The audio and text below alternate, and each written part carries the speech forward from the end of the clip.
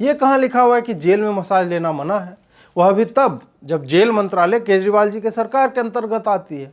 ऐसे में वहां गुलफाम कली का नृत्य नहीं हो रहा है, यही बहुत बड़ी बात है। भाजपा वाले इस पर भी हल्ला कर रहे हैं कि बताओ, एक रेपिस्ट से मसाज ले रहा है सतिंदर जैन। इसीलिए कहते हैं कि संघियों की आईक्यू संख्या रेखा की बाईं तरफ से आरंभ होकर शून्य के आसपास खत्म हो जाती है। जेल में क्या वो अर्बन कंपनी से मसाज करने वाले को बुलाएगा? जेल में तो बलात्कारी और आतंकी ही मिलेंगे ना। तो क्या दान की बचिया के दांत गिरने लगे सतिंदर जैन? सत्येंद्र जैन जेल में गिर गए थे, उसी की फिजियोथेरेपी चल रही थी, लेकिन भाजपा ही ऐसी ओछी और गिरी हुई बात कर सकती है कि सत्येंद्र भाई मसाज ले रहे थे। मनीष सिसोदिया ने यहां भी उचित बात कही है कि सतिंदर भाई गिर गए थे जेल में। गिर तो खैर वो बहुत पहले ही गए थे, पर ईडी के कारण चोट का दर्द कुछ देर से हो रहा है। उन्होंने सत्य ही कहा कि जो आदमी कथित तौर पर मसाज दे रहा है वो फिजियोथेरेपिस्ट ही है। जो अनपढ़ भजपइये हैं, जिन्हें अंग्रेजी की समझ नहीं है, वो यह उस शब्द के अक्षरों को समझ नहीं पाए। वास्तव में जो व्यक्ति है जिसे बलात्कारी कहा जा रहा है, उससे आम आदमी पार्टी ने कभी बलात्कारी होने से इनकार किया ही नहीं। उसका नाम है फिजियो और टाइटल है द रेपिस्ट। जैसे कि मिथुन दा की फिल्म में होती है साजिश द कॉन्स्पिरेसी, या संजय दत्त की दाग द फायर। सतिंदर जैन उसी वीडियो में जेल के अंदर मसाज लेते समय कुछ कागज भी पढ़ रहे हैं, लेकिन भाजपा वालों ने उनके पढ़ने की ललक पर कोई ध्यान नहीं दिया। एक फोल्डिंग वाला बेड, 2 कौड़ी की चादर, उस पर व्यवस्था में गुलफाम कली की जगह एक मर्द के खुरदरे हाथ से मसाज पाते हुए भी सतिंदर पन्ने पलटकर काम कर रहा है, तो उस पर कीचड़ उछाला जा रहा है। सत्येंद्र जैन अभी भी मंत्री हैं, और धन्यवाद कीजिए उनका कि जेल में उन्होंने केवल मसाज करवाया, हैप्पी एंडिंग नहीं ली। कई बार क्या होता है कि तार पर कौवे, चील, तोते आदि ये सब बैठते हैं और भाजपा सरकार में बढ़ रहे फांसीवाद पर चिंतन करते हुए तार पर वो चोंच मारते रहते हैं, तो तार कट छिल जाता है, जिससे वीडियो लीक होने लगता है। सत्येंद्र जैन फालतू में टेंशन ले रहे हैं, क्योंकि जिस मीडिया में लीक को लेकर वह चिंतित हैं, वह मीडिया उनकी पार्टी के विज्ञापनों के तले वैसे ही रीढ़ झुकाकर चलती है जैसे सत्येंद्र भाई ईडी के छापे वाली संपत्ति के भार से रीढ़ में दर्द करा बैठे थे। सत्येंद्र जैन जी मसाज का आनंद ले रहे हैं और भाजपा वालों से यह पच नहीं रहा है, इसलिए वो इस तिल का ताड़ बनाने पर तुले हुए हैं। तो क्या हो गया कि मसाज तिहाड़ जेल में लिया जा रहा है? ये कहाँ लिखा हुआ है कि जेल में मसाज लेना मना है? वह भी तब जब जेल मंत्रालय केजरीवाल जी के सरकार के अंतर्गत आती है। ऐसे में वहां गुलफाम कली का नृत्य नहीं हो रहा है, यही बहुत बड़ी बात है।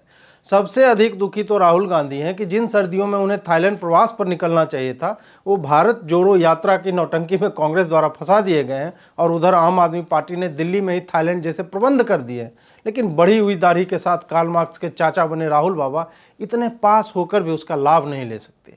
नियति भी कैसी कैसी क्रीड़ा करती है हमारे साथ। भाजपाइयों ने जीवन में कभी भी आनंद तो किया नहीं, बहुत अधिक प्रसन्न हुए तो सूर्य नमस्कार करके योग दिवस पर चटाई बिछाकर प्रधानमंत्री मोदी को टैग करके फोटो शेयर कर देते हैं। वो क्या जाने कि मसाज का सुख होता क्या है। सोने पर सुहागा तो तब हो जाता है जब मसाज देने वाला अपनी ही बेटी का बलात्कारी हो। भाजपा वाले इस पर भी हल्ला कर रहे हैं कि बताओ, एक रेपिस्ट से मसाज ले रहा है सतिंदर जैन। इसीलिए कहते हैं कि संघियों की आईक्यू संख्या रेखा की बाईं तरफ से आरंभ होकर शून्य के आसपास खत्म हो जाती है। जेल में क्या वो अर्बन कंपनी से मसाज करने वाले को बुलाएगा?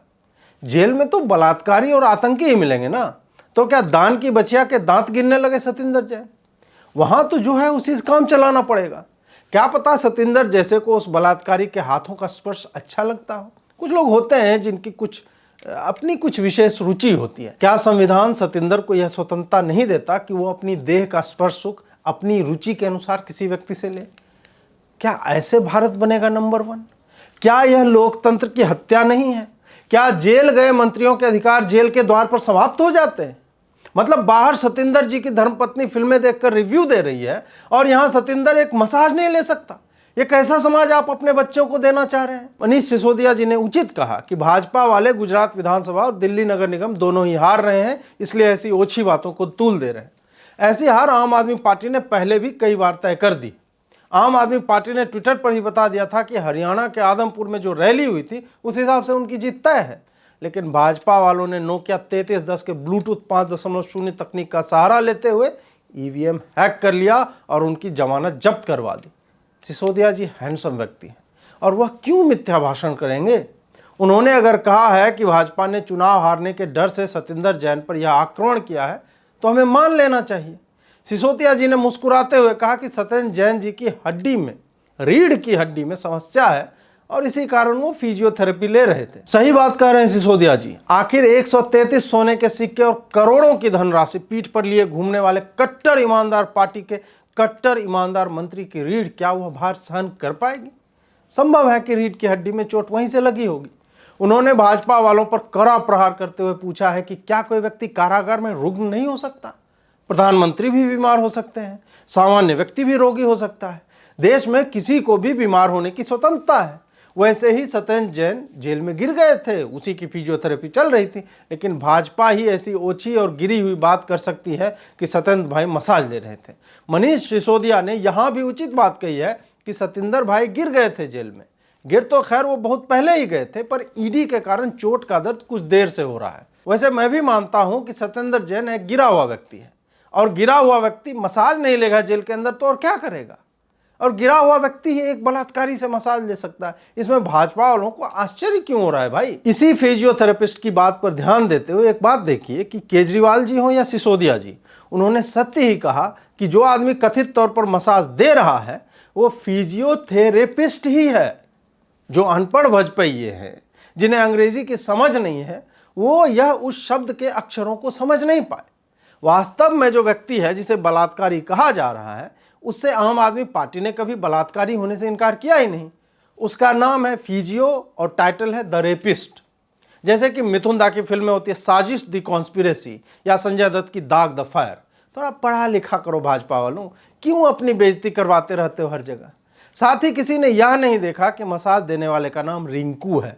अब रिंकू टाइप का नाम सुनकर तो लगता है कि कोई लड़की होगी, तो सत्येंद्र भाई ने बुला लिया होगा कि किसी स्त्री को रोजगार दे दिया जाए, मसाज का मसाज हो जाएगा और दिल्ली सरकार के नाम एक व्यक्ति को रोजगार देने का कार्य भी हो जाएगा। विन विन सिचुएशन हो जाएगा।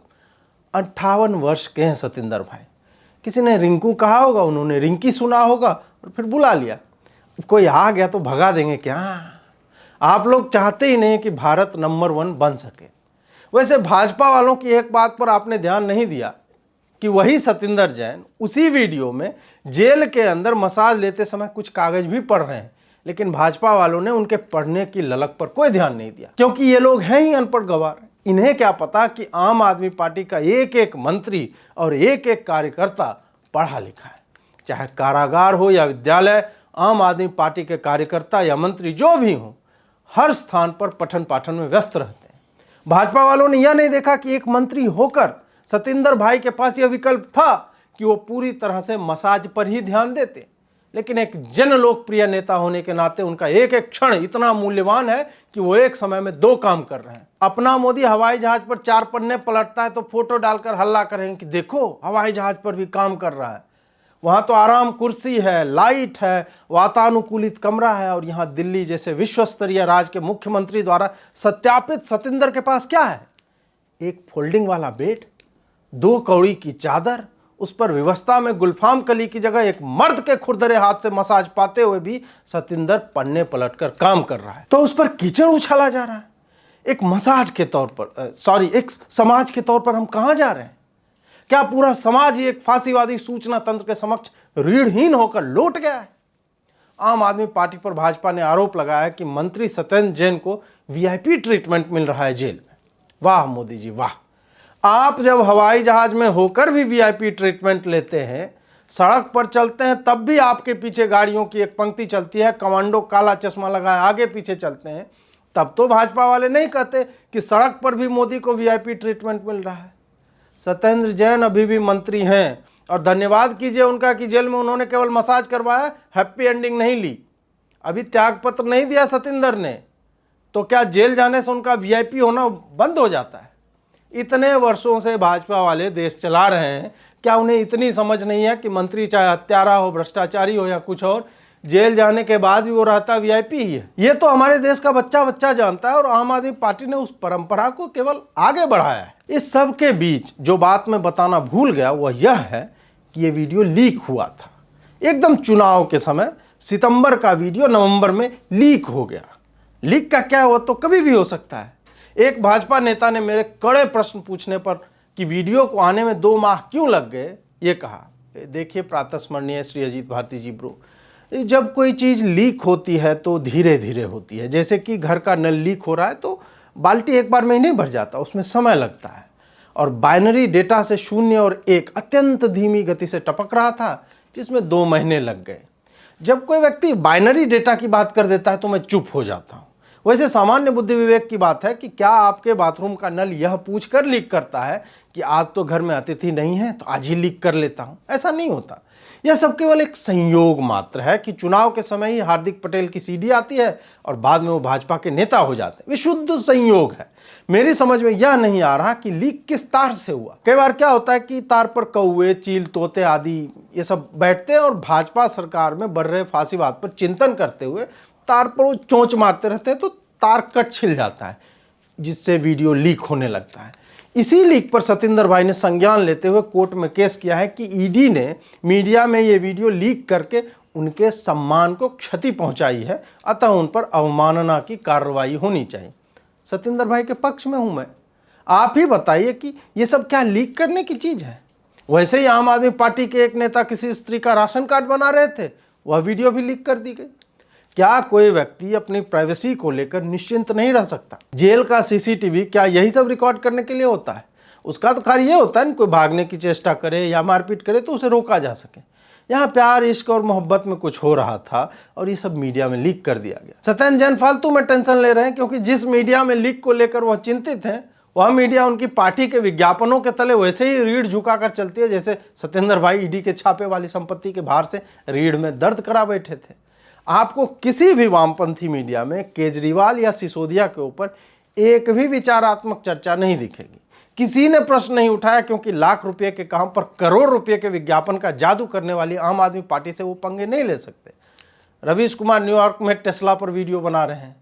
सत्येंद्र जैन के मसाज पर उनकी प्रतिक्रिया यह हो सकती है कि अमेरिका में उनके फोन की रोमिंग जो है समाप्त हो गई है। भाजपा वाले त्यागपत्र मांग रहे हैं सत्येंद्र जैन का, जबकि मेरा मानना है कि यह वीडियो दिल्ली के विद्यालयों में दिखाया जाना चाहिए और नैतिक शिक्षा की पुस्तकों में इस मंत्री पर वैसे ही एक अध्याय होना चाहिए जैसे बिहार बोर्ड की पुस्तक में हमारे समय में लालू यादव की जीवनी गुदरी के लाल शीर्षक से नीचे पढ़ाई जाती थी।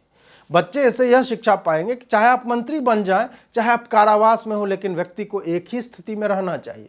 आप जैसे घर पर मसाज ले सकते हैं, किसी कमरे में किसी का राशन कार्ड बना सकते हैं, मंत्री होकर सोने के सिक्के जमा करते हैं, वैसे ही जेल में भी आप मसाज ले सकते हैं। लेकिन हाँ, मसाज लेते समय भी आपका ध्यान नहीं हटना चाहिए। आप कागज लेकर देखते रहिए कि काम सही से चल रहा है कि नहीं, क्योंकि ईडी या कोर्ट आदि तो मोह माया है। ईडी तो सोनिया, राहुल और वाड्रा को भी बुलाते रहती है। होता क्या है, यदि आपने जेल में काम बंद कर दिया तो बाहर आने पर आपका सारा नेटवर्क, लोगों से कनेक्शन सब समाप्त हो चुका होगा। फिर आप कैसे चलाएंगे अपना धंधा? मंत्री हैं तो आपका बाहर आना तय है, लेकिन कल को मंत्री ना रहे तो 2 कार्यकालों में जो जमा पूंजी बनाई है आपने, उसे तो जेल जाने मात्र से नष्ट नहीं होने देंगे ना। उस अध्याय के अंत में यह अवश्य लिखें कि बच्चों, इस कहानी से हमें यह सीख मिलती है कि स्थिति कैसी भी विकट हो, अपने स्वास्थ्य का ध्यान रखते हुए अपने कार्य का सतत निष्पादन करते रहना चाहिए, ताकि आपकी आने वाली पीढ़ी को पैसों की कमी का कोई अनुभव ना हो। वैसे एक और फॉर्मेट अपना सकते हैं जिसमें अध्याय के आरंभ में नाम ना बताकर यह सारा गुणगान करने के बाद यह लिखा जाए, जानते हो बच्चों वह महान व्यक्ति कौन थे? वह महान व्यक्ति थे अरविंद केजरीवाल सत्यापित कट्टर ईमानदार सत्येंद्र जैन। आपको यह व्यंग कैसा लगा कमेंट करके अवश्य बताएं। साथ ही इसे शेयर करें, चैनल को सब्सक्राइब करें और नोटिफिकेशन के बेल को दबाना ना भूलें। हमारा सहयोग आप इन नंबरों के माध्यम से कर सकते हैं। जुड़ने के लिए आभार। नमस्कार।